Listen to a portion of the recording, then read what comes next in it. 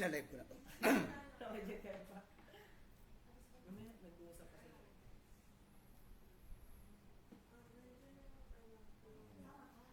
Wait lang natin. Sige, ano ko lang naman to, sir. I-mute ko muna.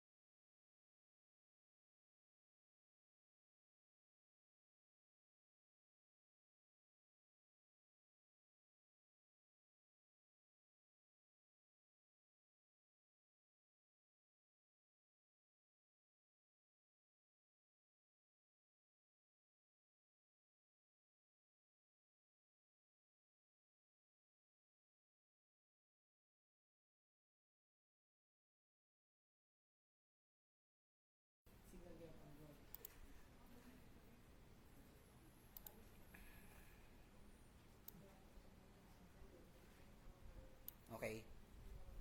3, 2, And yo guys, nandito na naman kami sa Scoreline.ph.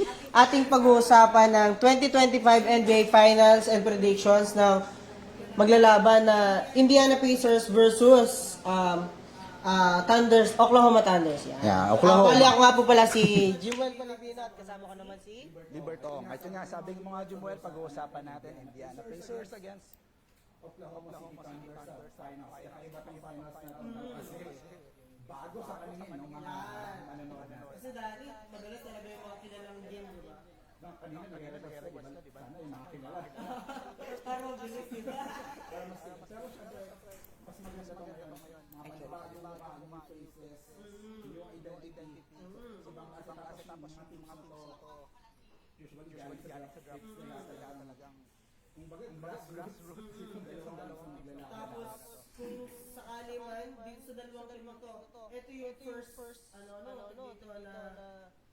na ring SGA or ni Tyrese Haliburton. Almost all of them. Diba? First ring nila. Yung matchup nga, OKC, huling pumasok sa NBA Finals 2012. Tapos mas malaki. 2000, so 25 years hinihintay nila and now they are back in the finals. So panahon Hoping sila ngayon na masungkit ang kampiyonato. wala pa rin silang kampiyonato. But the OKC, syempre meron sila dating kampiyonato. Seattle Supersonics sila. Hindi pa sila lumilipat sa OKC. That's in 1979. So medyo matagal na rin. And in the past 5 years, magkakaroon na naman tayo ng panibagong champion sa NBA. So, Bagong era na to. yes, panibago. And the thing is, best team in the NBA ngayon ang OKC Thunder. Sila yung number 1.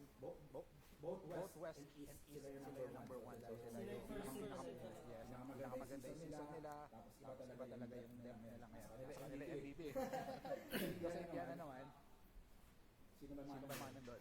Sa Indiana, hindi sila Tyrese Haliburton, diba? Tapos, dito ba sila Andrew Nembhard, si Aaron Nesmith, tapos si Pascal Siakam. Sila yung parang underdog sa laban na to kasi natin. OKC number 1. Tapos Pacers, tinalo nila yung defending champions. Ano pa? Pero, grabe rin kasi talaga yung hassle, diba, ng Indiana Pacers. Sa mga nakakarang laban. Lalo na yung fourth quarter hassle nila kung saan tatambakan sila ng down pero hinahabol talaga nila. Yun naman ang kabaliktaran ng OKC. Magtatambak ang kalaban pero minsan Nagkakatalo. baka mataas. Medyo mga babay level lang laro nila pagdating ng fourth quarter or sa second half hinahabol sila. So contrast, maganda talaga ang abangan tong matchup na to. So tingnan natin yung starting five. Jamal, tingnan natin sino ba sa starting five natin. So, OKC si SGA, Shai Gilgeous-Alexander na kung saan siya yung haharangin MVP nga. Siya na, nahirang na ako. Nahirang na siya MVP and even Western Conference Finals MVP. Siya talaga inaabangan. Tapos yung waste natin na sila Jalen Williams sa si Udor, yung grabe na elite defenders with 39% sa shooting. Ibang klase yung dalawang to eh, especially Udor. Ibang klase. Nakadikit sa ito. Tapos sa frontcourt naman natin na si Chet Holmgren at si Isaiah Hartenstein. Parang unicorn na yun. Parang pinagsama tayo dalawa, hindi pa abot. Ibang klase yung dalawa na yun. Tapos sa ating Indiana Pacers naman, si unang-una dyan, yung all-time NBA third team and defensive engine na si Tyrese Haliburton. Tyrese Haliburton, ang ganda ng nangyayari dyan. Ang ganda ng ginawa niya, di ba? Sila ni Pascal Siakam lalaban sa Eastern Conference Finals MVP. So sabi nila, dapat si Tyrese Haliburton ang MVP. Pero deserve din naman ni Pascal Siakam. Sino pa yung kasama natin? Perimeter support naman si Andrew Nembhard at si Aaron Nesmith. Iba yung playmaking nila and perimeter threats, no? Sa front court, si Pascal Siakam at si Miles Pascal Siakam. Sabi lang natin kanina, Eastern Conference Finals si Miles Turner. Alam naman na natin kung anong kayang gawin itong So, sabihin mo sino mas lamang? Thunder? O OKC? Kung sa... Kung sa ano kasi, diba? Kung sa depensa, grabe kasi depensa ang okay si Thunder ngayon. Kung ano, kumbaga, meron silang super defensive flexibility at consistency. Sadyang... Pero kasi, pagdating kasi sa Indiana Pacers, yung hustle talaga nila pagdating sa game. Lalo-lalo yung fourth quarter hustle na lang. Yung lalo-lalo nila nahabol nila, grabe silang umabol. Kahit gaano pa kalaki yung lamang. Especially, diba, kita naman natin yung ginawa nila nung nakaraang laban against the New York Knicks. Akala mo, dikit lang sa first half. Pagdating ng Game 6 ng third quarter, lumayo na nila kinabayaan yung lamang. Nakuha na nila yung kampiyonato ng Western Conference. That's why they are now in the finals. Edge dito, yan sabi ng mga experts, OKC Thunder. Kasi mas makikita mo naman talaga sa favors lamang ang OKC. Sabi mo nga kanina, grabe kasi yung hustle talaga ng Pacers ayaw magpatalo pa rin. So, sino pa yung mga pag-usapan natin dito? Pag-usapan natin yung bench. Yung depth ng bench ng both teams. So, umpisahan natin sa OKC. Andyan si Alex Caruso, Kenrich Williams, Easton Wallace, Aaron Wiggins, Isaiah Kejo, and Jalen Williams. Grabe itong mga ito. Yung mga pangalan ko, Alex Caruso, iba yung depensa nito. yung mga kumbaga yung lalim natin yung defensive versatility nila tsaka yung matchup flexibility ng mga Plus they can give at times sa offense. Ibang klase yung defensive prowess na meron sila. Yet still, they can contribute. How about yan? sa Indiana naman dito sila TJ McConnell, Obi Toppin, Benedict McCurry, Ben Shepherd, Tony Bradley. Kumbaga, pagdating sa diba, sa hustle, mga strength ng mga tayo, defensive burst, tsaka yung energy nila parang mga Android. Hindi na Napaka-importante sa isang napag-usapan na namin ng nakaraan, diba, galing kami sa Masters Pinoy of 45 minutes. Sabi nila, kapag especially nag-age ka na, pag nagbabasketball ka, dapat hindi ka napapagod. So which is yun ang advantage ng Pacers. Kaya lang, ang lamang ng OKC, yung lalim ng bench. Yung lalim nito, mas matindi yung mga pangalan na nandito, mas magandang mag-offensa at times, but and depensa din, diba? But the thing is, yun nga, tulad ng sabi mo, magkaiba sila. Iba talaga ng iba rin kasi yung playstyle ng OKC sa Indiana Pacers. The thing is, maganda to kasi parehas bata. Parehas bata yun. So may mga veterans sila sa nila, which is good para ma-guide yung mga mas bata. Feeling ko sa Game 1, nakabahan pa tong mga to eh. Yung mga jitters pa yan. Siguro may lamang lang dyan sa Pascal Siakam kasi may championship experience. And yun nga, sabi din ng mga expert, again, okay sila naman. Okay sila naman kasi nga yung grabe yung bench unit nila. Yung depth nila, tapos but Indiana and consistently match. Sabi mo, energy. Pag hindi ka naubusan ng energy kahit natambakan ka, Hahabol lang tayo. Hanggat hindi ka naubusan ng will to win, diba? Talagang hindi ka naubusan ng gas. Hindi ka thing is, coaching battle. Sino kaya ang lamang sa dalawang coaches nito sa Indiana Pacers? Pag-usapan natin yung starting five, pag-usapan natin yung bench depth. Pag-usapan naman natin ngayon yung dalawang coaches. Coach ng Indiana. Sino ang coach ng OKC? Sa OKC, ang coach natin ngayon is Mark Daneon, 2024 Coach of the Year, architect ng OKC. So siya ang coach of the year last year. So ito, 2024 coach of the year. So magandang resume. Nadala niya yung team sa championship. Tagal nilang ilipay din ito na makabalik sa finals. And malaki ang chance nila because they have the MVP SGA average unlike 30 plus points a game. So and mamaya ko na siya ibabash ha. Sorry sa mga fans ni SGA. Grabe nga naman ha.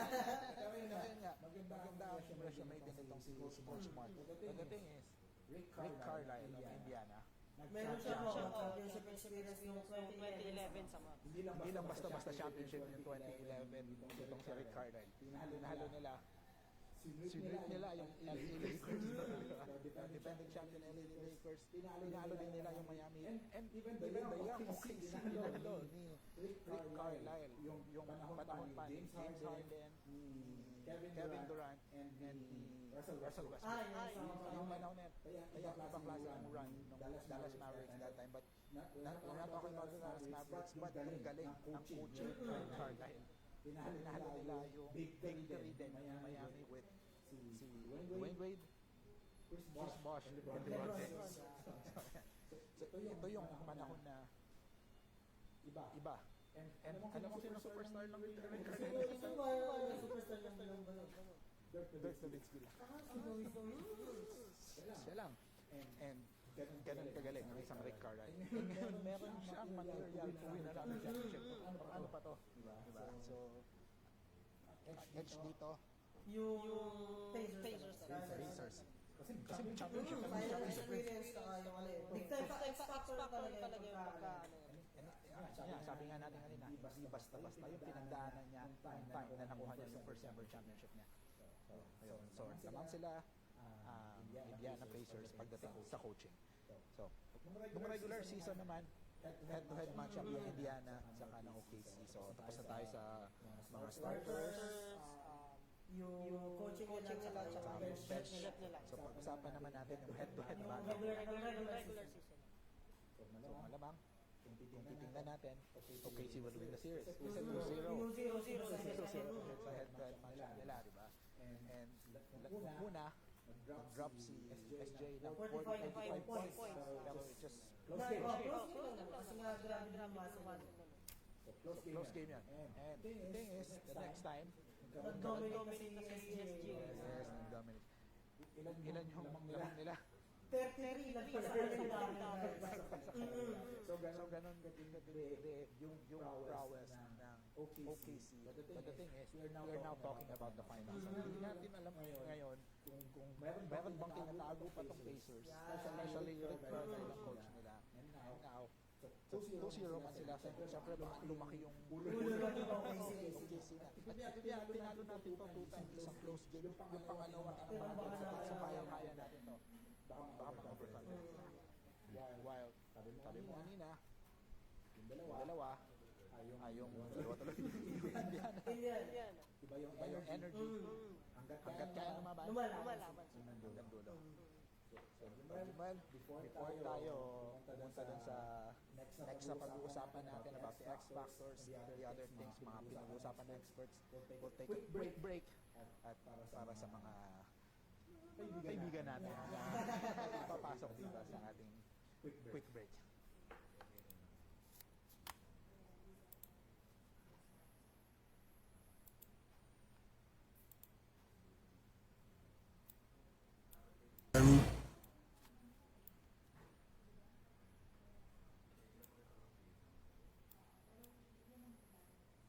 Napasama ako dito sa team na to, Team Pilipinas. Actually, first time kong mag-represent sa Team Pilipinas ng ganito. World Master International Game pa. Kaya pinagandaan ko talaga as individual player din dito kasi bihira to eh. Every 2 years ang ano nito eh. Ang league na ganito. Kaya super blessed naging part ako rito. Saka grabe memorable sa akin ito. Hanggang siguro nakwento ko sa mga anak ko, syempre. Kaya super blessed. Blessed ko talaga dahil nakaginto tayo eh. Bihira to eh. Mga kalaban natin, kita mo, lalaki. Diba? Hindi naman ng basketball, puro height lang. Kailangan mental preparation mo. Kailangan on the court, on and off the court. Kailangan very prepared ka kasi hindi to eh, international games to eh. Hindi, sobrang lakas ng mga kalaban natin. Kaya buti, ginabayan tayo ni Lord, yung team natin, yung coaching staff, yung head coach, lahat tayo, yung team natin. Kaya tayo nanalo, hindi lang naging gold tayo rito. Actually, lahat ng tapak natin dito sa Taipei pa lang, memorable na eh. Makakasama ka lang dito bilang athlete ng, dala mo nga, Pilipinas. Kaya lalo pa kung na-feel mo yung ginto, nakuha mo natin. Kaya super memorable, super blessed talaga tayo lahat dito. Kaya pati yung mga Filipino community rito, papasalamat din ako dahil sa dasal at nakuha natin itong ginto na panatili nila na manood at mag-support, dasal dito sa gintong nakuha natin. Ang mga advice ko lang syempre, unang-una talaga, kumapit tayo kay Lord. Lahat naman yan, mamimit mo yung gusto mong marating. Mapabata ka, mapa-45 up ka sa liga.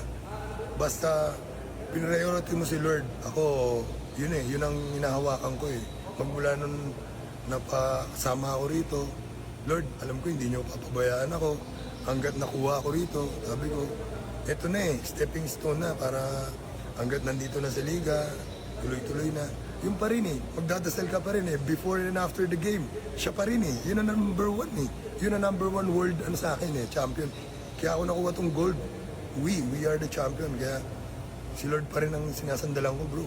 Kaya yung mga winning shot, yun na yun si Lord pa rin yun Kaya ka na nanalo dahil always pray lang na God will give all the blessings. Yun na yun. And once again, thank you very much and congratulations. Thank you very much din, scoreline number 1.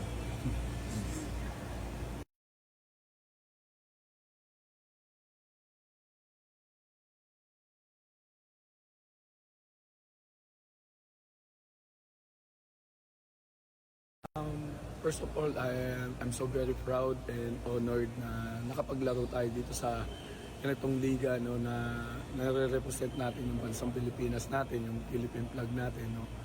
And second, siguro maraming sakripisyo yung ginawa ng team, hindi lang naman ako. Sakripisyo, paghihirap, para makamit natin yung gold medal dito sa World Masters Games.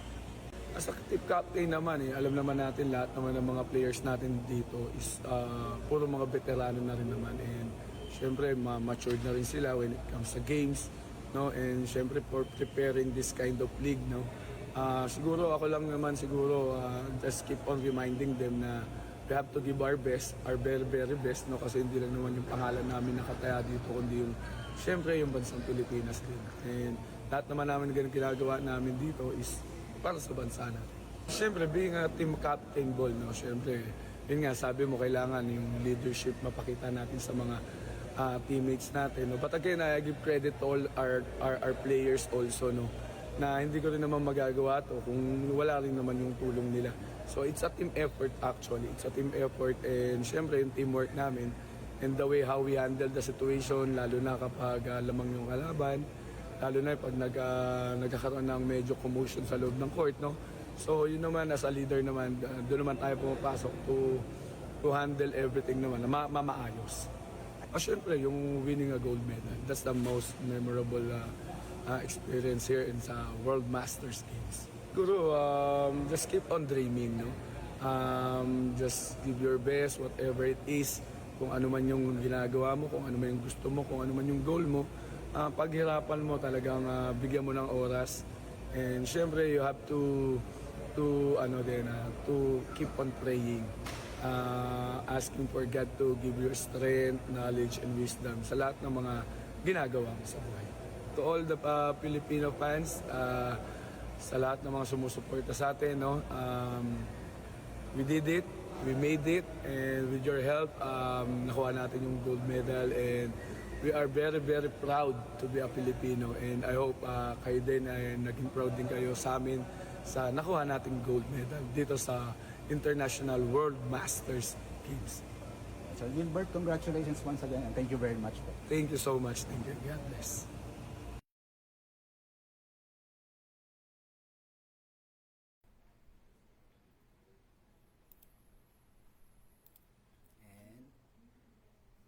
And we're back guys. Welcome ulit sa ating Scoreline.ph sa mainit na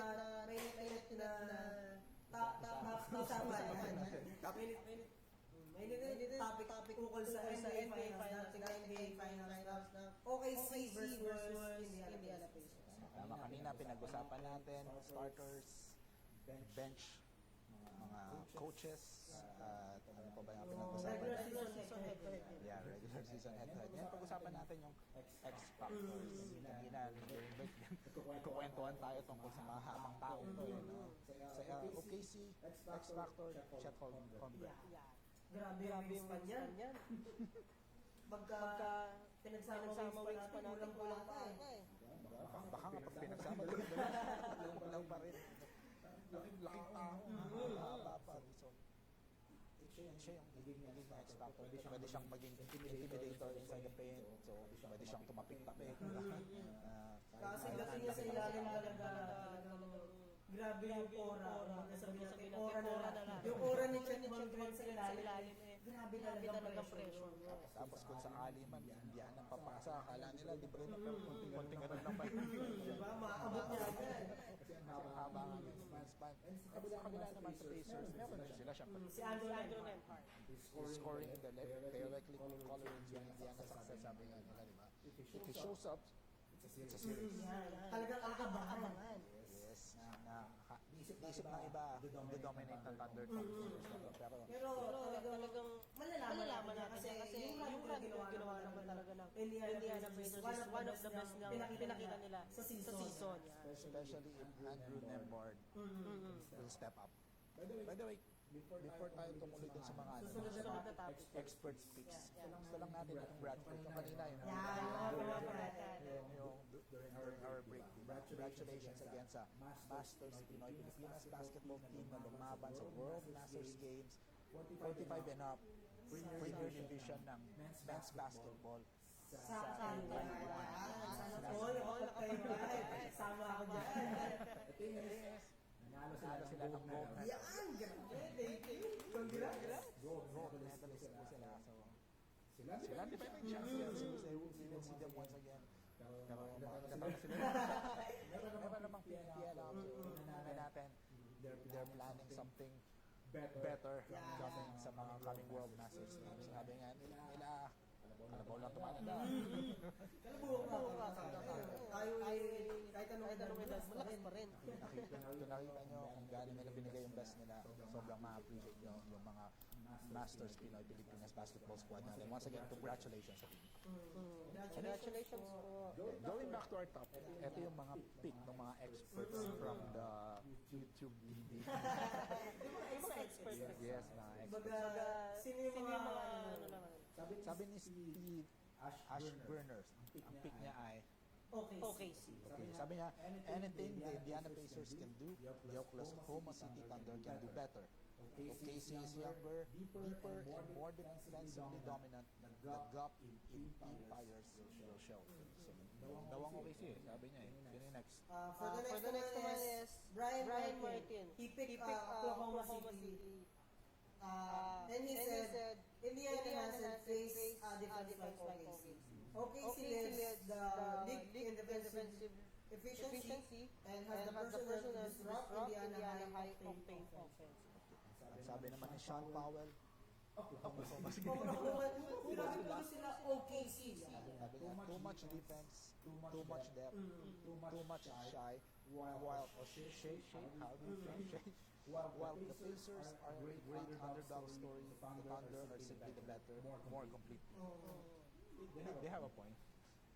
Kay John Schulman man, OKC din ang pinili. Puro OKC talaga. Kung si expert pick niya ang presented by UTBS, talagang OKC. And this is the best team in basketball. OKC defense has crushed elite offenses all postseason. Tapos, I expect pa sa finals, diba? Ito todo nila. Kung ito todo talaga nila. Puro ano to, OKC. So for final prediction, both teams are elite offensively. But this series will be decided on defense. And OKC leads the NBA in all that category. Sabi nila, defense wins championship. So, possible nga na OKC ang mag-champion. But the thing is, what if Pacers step up? Kung mag-step up yung mga laro nila. Finals prediction nila, Thunder in 5. dahil babalik sa Paycom. Sa Paycom center sa Oklahoma. Kaya sabi nila, Thunder and 5. So, some said, sweep ang mangyayari. Sabi ng iba, 5 para dun sa home court mag-champion. Finals MVP. Tapos expected stat nila is 30 plus points with 6 rebounds per game and 7 assists per game. So almost triple-double. Isang in-expect nila kay SGA this series. Is Pascal Siakam yung kabila, na experience. Magaling ang coach. Magaling ang coach, na experience din. Tapos yung hasa at mga bata pa talaga to. Ito pa, nagkaroon lang sila ng break. So magsistart sila on Friday. Time to. 8:30 yan, mga ba? Kung hindi ako nagkamali, 8:30. Check natin, double check natin. Yan. Saan na yun? Ayan. Tama, 8:30 yan, Philippine time. So, sa Paycom Arena, take dun sa OKC. Dun gaganapin yung Game 1, Game 2. Tapos pupunta sa Indianapolis yung Game 3 and 4. Sakali man magkaroon ng Game 5, balik sa OKC. Magkaroon ng Game 6, balik na Indiana. Game 7, OKC. Pero sabi nila, Game 5 tapos na daw ang series. Naniniwala ka ba doon? Kung ako, mas gusto ko yung marami kang laro. Papapagaling mo. Hanggang Game 7 to, panigurado. Para mas masaya, di ba? But the expert says, Thunder in 5. So, paano sa tingin mo? Bahala sila. Gusto ko mas maraming laro. Gusto mo mas maraming laro para mas maraming time na makipagbarkado. Baga ating pakinggan pa, baka may mga pang shoutout sa'yo. Ay, meron pa na nagkaka-shoutout sa atin, guys. Si Miss Shaila Lignin. Shoutout po. Yan na, shoutout na kita. Baka papinsa ka pa dyan.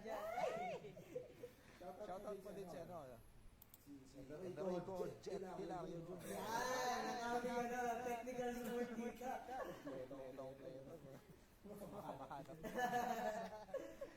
Shoutout na rin natin ang Masters Pilipinas Basketball. Congratulations once again sa inyo. So, ayan, usapan natin ngayon. Yung key questions. Yes, key questions.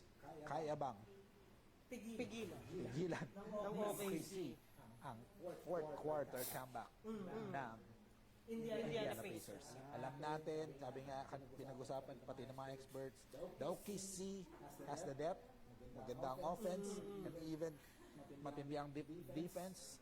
But the thing is, gulatin sila ng Pacers, di ba, pagdating sa fourth quarter. Kasi nakita naman natin sa season run ng Pacers na kahit tinatambakan sila, pagdating ng fourth quarter talaga, humahabol.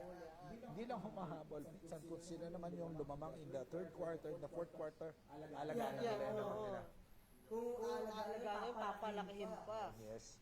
Hindi man lumaki, na-maintain pa rin nila. So, pero the thing is, OKC has the best point differential in NBA history, plus 12.9. So, yun yung average na lamang nila sa mga kalaban.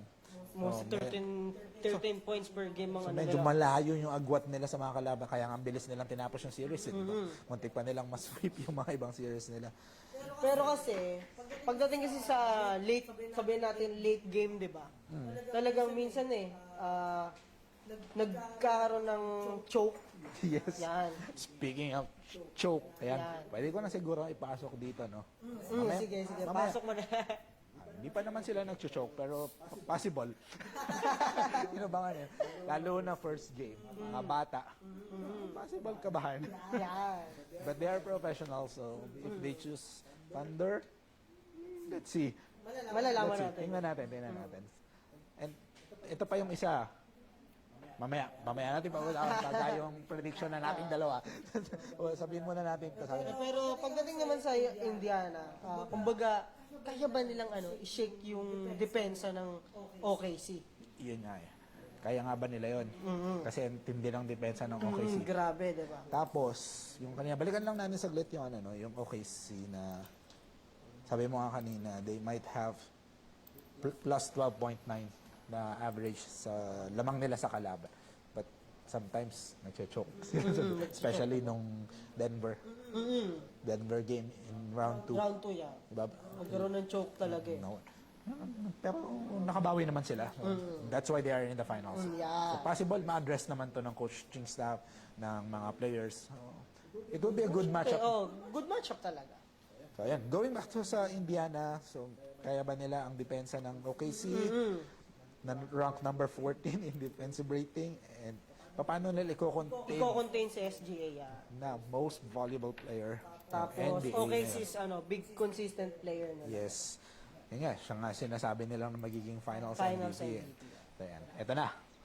Yan. Well, ito na yung Pag-usapan na natin gustong-gusto to. mo. Ito na, choice mo at choice ko. Ikaw muna tatanungin ko. Ako muna. Sino ba ang choice mong manalo dito sa dalawang to? Ano to, di ba? Bias na to, di ba? Bias. Kasi bias opinion ko dito, I'll choose Indiana Pacers. Ay, grabe naman. Talagang magkakabanggaan na. Tingin ko kasi talaga okay si to. Okay, siya ang tingin mo. Okay. Tulad ng sabi ng mga experts. Kasi kita naman natin pagdating sa kahit ba meron silang choke, pagdating kasi nga talaga sa laro, pagdating din sa picks at lalim talaga. Lamang ang OKC. Lamang naman talaga ang OKC pagdating sa Ayos ang lalim. tignan. Ito, possible na lamang ang OKC, pero may pag-asa ang Indiana Pacers kung hindi magpa-flop si SGA. Grabe naman. Tinan mo na yan Pagkakain na ba natin yan? Tagal kong tinago nun, di ba? Mula akong pisa, kanina ka pa gustong sabihin. Lagi nagpa-flop eh. Lagi yung spala. Yun ang malaking issue kay SGA ngayon is yung flopping niya talaga. Hopefully, maging patas yung tawagan ng mga officials. Magiging patas naman yan. Hindi naman nila ako madidinig, so okay lang. Bias na rin naman to. Walang ano sa atin. Sabagay, opinion naman natin. Mga viewers na magagalit sa atin. Baka may mga fans si SJ dito. Ay, hindi. Siguro wala naman kasi mostly sa Pilipinos, ang fans Lebron at saka Stephen Curry. Sabagay. Pero more on ano ko eh. Gusto ko game ni Tyrese Haliburton. So kaya I choose Indiana. Plus, Pascal Siakam is there. So, kaya silang pipiliin ko. Indiana Pacers. Tayo Pero kasi- it will be a long series pag Indiana Pacers. Pero sa akin kasi, kaya ako napasabing okay sis, talaga nire-review na. Baga tinitignan natin na yung stat sheet nila na gagawin nila. Yeah. Kaya napili ko ang okay sis. Pero kung sakali magkaroon ng milagro, mukhang game 7 to. Oh, possible. Yun nga sabi ko, di ba? Kung Indiana Pacers ang magcha-champion, it will be 6 or 7 games. Yan ang prediction ko, Pero kung Thunder, makikisama ako dun sa mga experts. Thunder in 5. Thunder in 5 talaga. Yes. Yun yung mangyayari dyan. Kung yun ang pagbabasihan talaga natin. Yes. Pero Pero, itong naman kasi opinion na lang naman natin. pero naniniwala ako kaya ng Indiana Pacers in 6 or 7 games. Ikaw? Malalaman natin yan. Yung mga kasama kaya natin, ano? Ano kaya ang choice nila? Kayo ba guys? Sino ba ang inyong mga dito? Comment nyo lang kung sino ba ang gusto nyo manalo dito sa finals na to. May bumulong sa akin kanina, alam mo sino ang choice niya? Sino? Chicago Bulls si Michael Jordan daw. Tapos yung isa, LA Lakers. Sila Kareem Abdul-Jabbar. Sa Magic Yung George. mga mga lumang player na. Oh, yung mga yung mga 40 plus. Sila yung bumulong. Pero ngayon, panibagong champion. So, in 5 straight. Malalaman natin sino magkakaring dito sa dalawang to. Yes. Si SGA ba or si Tyrese? Haliburton. Sa mga superstars ng dalawang team. And ito pa, kaya mas gusto ko tong Indiana. We know that OKC has Shea Gilgeous-Alexander. SGA na lang. SGA na lang. Parang mahaba. mabilis. Haba eh. SGA na lang. Siya talaga yung main man. But in Indiana, everyone can be the main man. Last time nung nakuha nila yung Eastern Conference Finals, championship, 7 ang double figures. So, Grabe naman. halos lahat sila double figures. Ibang klase. Talaga nagko-contribute lahat. Lahat nagko-contribute. So Tyrese Haliburton might have almost triple-double. Pero he gets his teammates involved. Yun, si SJ din naman, but more on, siya yung main focus ng offense, especially foul baiting. Kulit ka, no? Ay, yun ang likang topic eh. Talagang binalik doon, no? Talagang binalik eh, no? Pero kasi, talagang kaya ako nagustuhan din kasi yung OKC kasi nga sa laki ni Chet Holmgren. Nakakaingit kaya yun. Oo, ano. Nakakaingit Sabi, yun. Kaya Naintindihan kita. Oh, yan. Diba? Nakakaingit yun. Sana all. At least mas malaki boses mo sa kanya. Sana all ganun kahaba, no? Ganun katangkad. Ganun katangkad, ganun kahaba. Pero this will be really a good matchup. Sabi nga natin kanina nung umpisa, Makikita natin na napakaganda ng magiging takbo ng finals na to. mostly galing sa draft picks of both teams. So talaga nag-build up tong team na to. Hindi sila yung bumuo ng super team. Ngayon lang tayo nakakita in the finals, dalawa, ang tagal na natin hinintay ito na hindi super teams ang magkalaban. Talagang being built yung mga dalawang maglalaban sa finals. Ibang klase, di ba? Yeah. Kaya, guys! Ano? Magkakat na ba tayo? Sige, ganito na lang. Tanungin natin sila sa tingin nyo, sino ang magsi-champion? Okay, si ba? O Indiana Pacers? Para malaman namin yan, paki-comment yung mga prediction nyo para sa sunod na replyan namin kayo. Bukod sa comment, mag-follow and like na rin kayo sa aming page, na scoreline.ph. Thank you guys for tuning with us. Ako nga po pala ulit si Jimwell Palibino at Ako, si Libert Ong, at muli, marami pa tayo dito na live stream and podcast na parating. Always tune in, tulad ng sinabi ni Jimwell, scoreline.ph. Sabi nga, here in scoreline.ph, we are always drawing the line. one score at a time. Yan! See you next time. See you next time, guys. Okay, and